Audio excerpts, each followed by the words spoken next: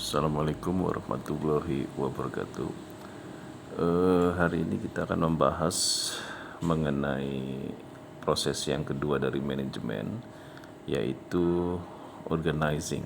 Kalau kita lihat di sini, ya, organizing atau pengorganisasian. Ya, ini adalah proses kedua dari proses manajemen.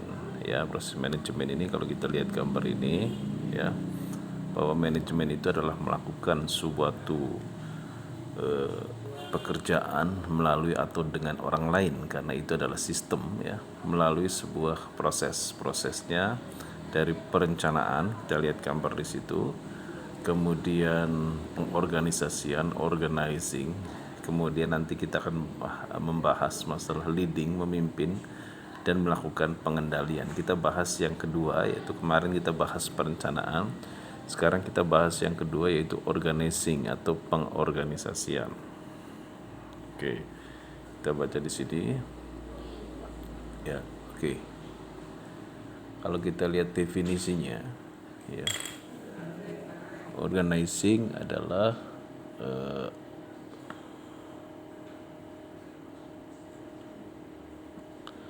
ya, organizing atau pengorganisasian adalah merupakan proses mengatur dan mengalokasikan pekerjaan dan sumber daya di antara anggota organisasi sehingga mereka dapat mencapai sasaran organisasi. Artinya kalau kita menggunakan bahasa yang lebih ringkas, ya. Jadi kalau kita membahas dengan bahasa yang lebih ringkas, jadi kalau kita misalkan mendirikan sebuah organisasi, pasti organisasi itu memiliki beberapa sumber daya. Misalkan sumber daya manusia, ya, personil yang terlibat dalam organisasi, sumber daya keuangan, sumber daya teknologi, dan sebagainya. Nah, misal di sini kita bagaimana mengalokasikan sumber daya manusia. Di dalam organisasi atau perusahaan itu sumber daya manusia, di mana sumber daya manusia ini kita harus melakukan pembagian pekerjaan, ya. Misal ada bagian keuangan, bagian pemasaran, bagian MSDM, bagian logistik, dan sebagainya. Nah, ini karena di sini ada bahasa di sini bagaimana kita mengatur, ya, di sini mengatur dan mengalokasikan pekerjaan. Pekerjanya siapa? Yaitu para anggota organisasi yang terlibat di dalam suatu organisasi, sehingga mereka dapat mencapai sasaran organisasi, ya. Jadi pengorganisasian itu mengalokasikan sumber daya yang kita miliki, termasuk juga bukan persoalan pembagian kerja manusia saja dalam organisasi, termasuk juga alokasi biaya, kemudian alokasi teknologi yang digunakan, dan sebagainya. Itu yang disebut dengan organizing. Jadi saya ulangi lagi, ditekankan di sini adalah bahwa definisi pengorganisasian atau organizing adalah bagaimana mengatur, ya, mengalokasikan sumber daya, ya, yang dimiliki oleh organisasi. Nah, karena definisinya tadi mengacu definisi tadi, maka di sini ada bagaimana kita proses membuat organizing, ya. Sini ada proses organizing, ya. Nah, proses organizing itu dimulai dari sasaran organisasi dulu, ya. Dimulai dari sasaran organisasi. Jadi sasaran organisasi kan sudah dibuat ketika kita membuat sebuah perencanaan. Nah, sasaran organisasi ini harus menjadi acuan organisasi kemana organisasi ini akan menuju. Adanya sudah kita bahas waktu perencanaan, ya. Mungkin semakin besar organisasi, kita mengenal adanya visi misi, kemudian program kerja, ya. Nah, kalau organisasi kecil biasanya visi misi itu cenderung tidak ada, karena dia hanya capaian jangka pendek, paling-paling perencanaan yang bersifat jangka pendek. Tapi kalau perusahaan-perusahaan yang besar atau organisasi besar, pasti dia punya visi arah yang akan dituju. Jadi organisasi itu harus punya sasaran, ya. Nah, sasaran, ketika organisasi punya sasaran ini bisa dicapai apabila kita punya sumber daya yang dimiliki organisasi. Jadi di sini ada sasaran harus dicapai apabila kita memiliki sumber daya organisasi. Nah, ini baru. Jadi pengorganisasian itu ada apabila kita punya sasaran dan kita sudah siap sumber daya yang dimiliki oleh organisasinya. Nah, kemudian baru di sini setelah itu membuat struktur. Ya, ada struktur di sini. Kita membuat sebuah struktur. Contoh misalkan ketika Anda membuat sebuah organisasi, ya sederhana apapun organisasi pasti akan bikin struktur. Misalkan siapa ketuanya, siapa sekretarisnya, siapa bendaharanya, siapa bagian ini, bagian membuat struktur. Bukankah struktur itu adalah menggambarkan pembagian pekerjaan? Ya, sok aja Anda lihat masuk ke sekolah ada struktur sekolah, misalkan masuk ke koperasi ada struktur organisasi koperasi, masuk ke instansi apa misalnya ada struktur organisasi di sini. Jadi di situ ada struktur organisasi. Di dalam struktur organisasi nanti ada apa? Yang pertama ada pembagian kerja. Ya, di struktur organisasi ada namanya pembagian kerja. Ya, ada direktur, ada manajer, ada kepala bagian, ada subbagian dan sebagainya. Ada pembagian kerja. Ya, makanya di sini kan mengalokasikan pekerjaan definisi juga kan ya. Nah, ada pembagian kerja. Di dalam struktur juga sini ada pembagian kerja, ada penetapan job description dan job specification masing-masing divisi. Ya, ada job description ini, ada job specific. Kalau job description adalah gambaran pekerjaannya. Kalau job specification adalah orang yang tepat untuk melakukan pekerjaan itu. Oke, saya ambil contoh begini. Misalkan manajer keuangan. Ambil salah satu bagian manajer keuangan.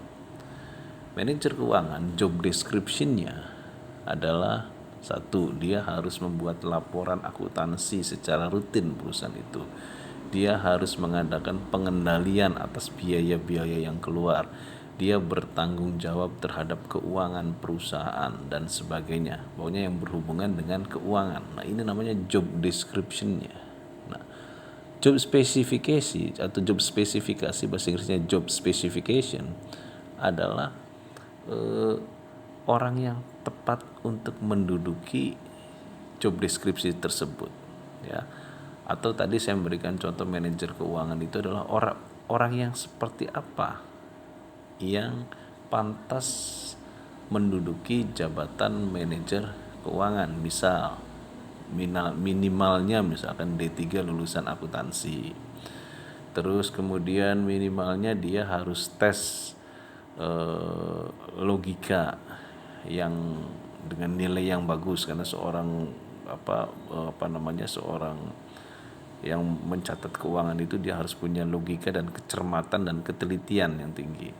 Terus kemudian dia harus jujur karena berhubungan dengan keuangan dan sebagainya. Nah, ini adalah job spesifikasi, itu orangnya yang tepat untuk melaksanakan. Jadi itulah tugas daripada organizing. Jadi salah satu tugas organizing itu adalah membuat struktur organisasi. Di dalam struktur organisasi ada pembagian kerja, penempatan job deskripsi dan sehingga definisi ini, langkah ini sesuai dengan definisi daripada organizing. Oke. Selanjutnya, setelah melakukan sebuah pembagian kerja, ya, yang kalau kita lihat di sini, saya ringkaskan lagi di sini, gambar pertama saya ulangi lagi. Nah, setelah perusahaan menentukan sasaran, ya mana yang dituju, baru membuat struktur organisasi dengan mengkoordinasikan sumber yang dimiliki organisasi. Nah, ini organisasi setelah dibagi pembagian kerja ini tidak akan jalan kalau tidak ada yang mengarahkan atau kalau tidak ada yang memimpin, ya. Nah, ini Jadi saya ulangi lagi, sebuah organisasi tidak akan berjalan kalau tidak ada yang mengarahkan. Maka di sini butuh seorang leader, butuh seorang pemimpin. Nah, maka apa definisi memimpin dalam manajemen? Apa definisi memimpin dalam manajemen? Kalau kita lihat di sini, saya besar dikit.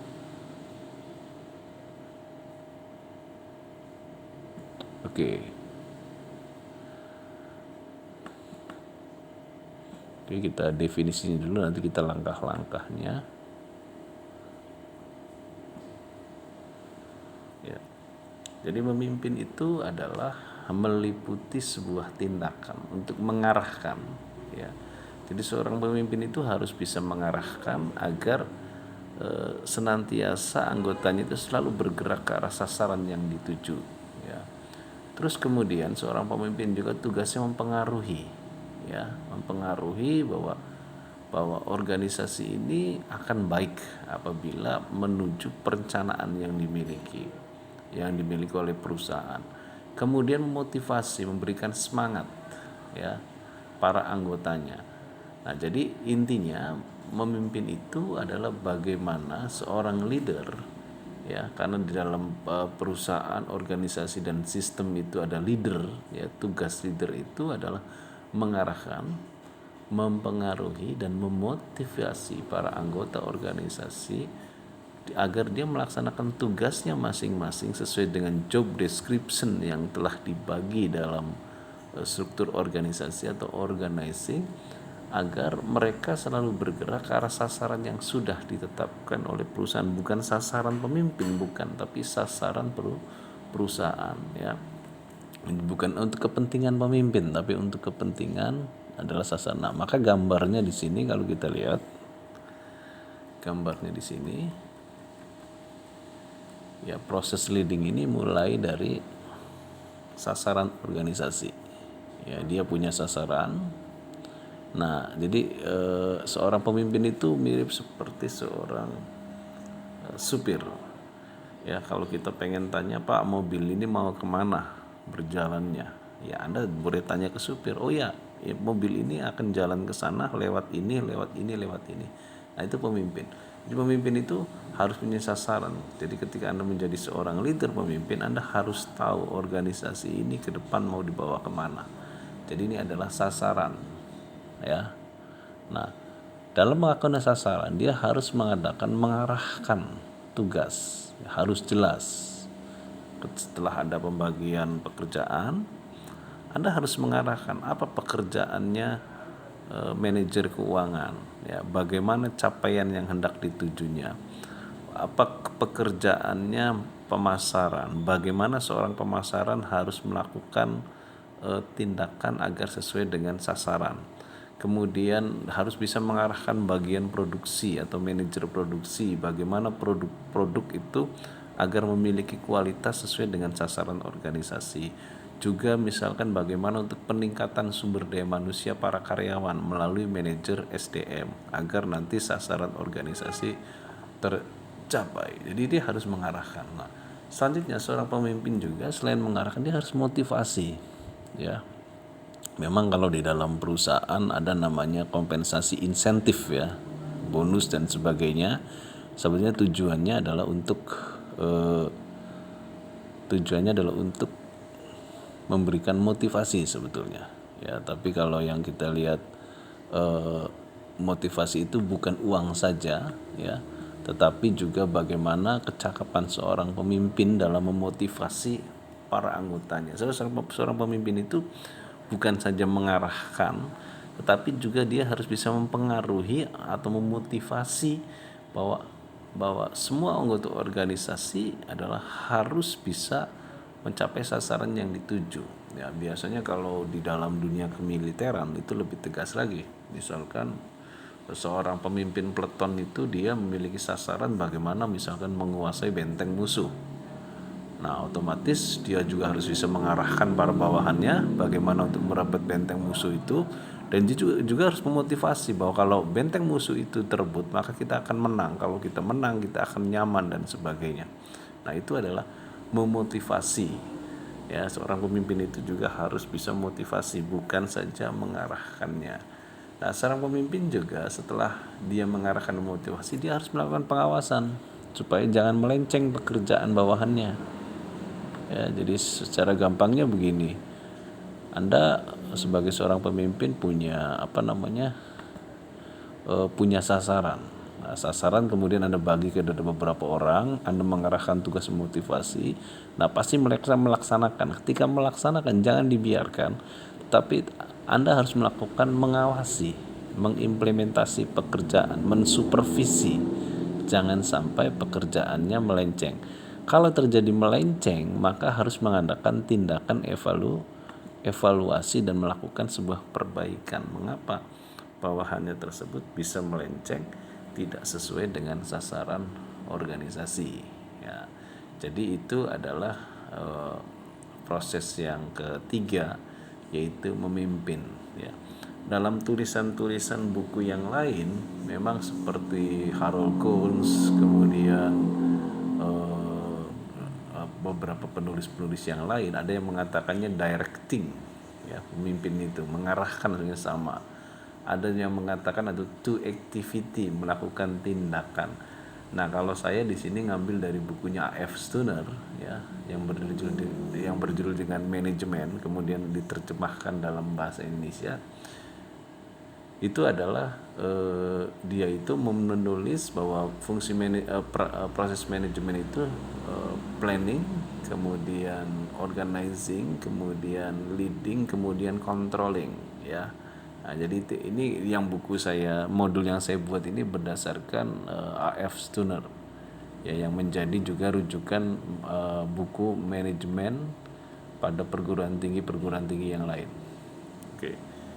Selanjutnya, setelah seorang ada pemimpin, kemudian pemimpin itu mengarahkan motivasi, maka dia harus melakukan sebuah pengendalian atau controlling. Kalau dalam buku di luar F. Stonner ada yang mengatakan evaluation, atau ada yang mengatakan reviewer. Reviewer itu orang yang melakukan pengendalian. Sama saja sebenarnya. Ada controlling, evaluation, kemudian review. Nah, itu sama. Sebetulnya melakukan apa? Definisinya. Di sini kita definisi dulu.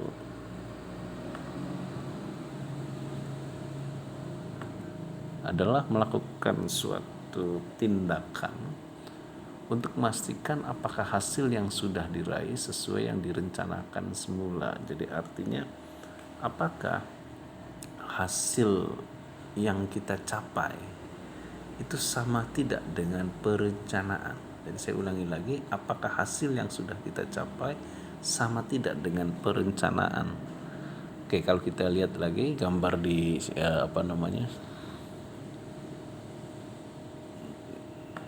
kita lihat gambar di atas, ya, di sini. Nah, ini lihat prosesnya. Kita itu kan planning, ya. Di sini kita melakukan perencanaan. Nah, kita kemudian membagi tugas kepada beberapa orang untuk melaksanakan tugas. Kemudian bagaimana kita mengarahkan agar sesuai dengan rencana. Nah, setelah itu di sini ada hasil. Ya, setelah kita melakukan tindakan atau sudah implementasi ada hasil.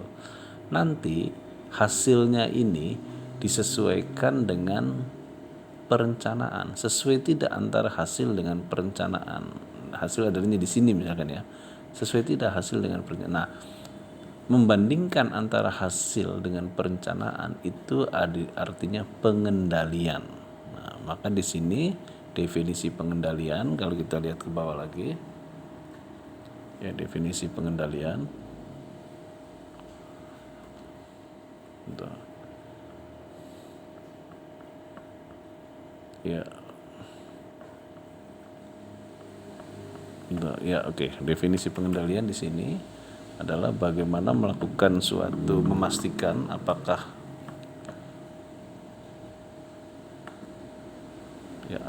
tindakan sesuai dengan yang direncanakan. Oke, kita lihat di sini. Ya. Ya, jadi definisinya di sini pengendalian adalah atau controlling adalah suatu tindakan untuk memastikan apakah hasil yang sudah diraih sudah sesuai dengan yang direncanakan semula. Nah, maka bagaimana langkah-langkah kita melakukan pengendalian? Kita menetapkan dulu sasaran organisasi.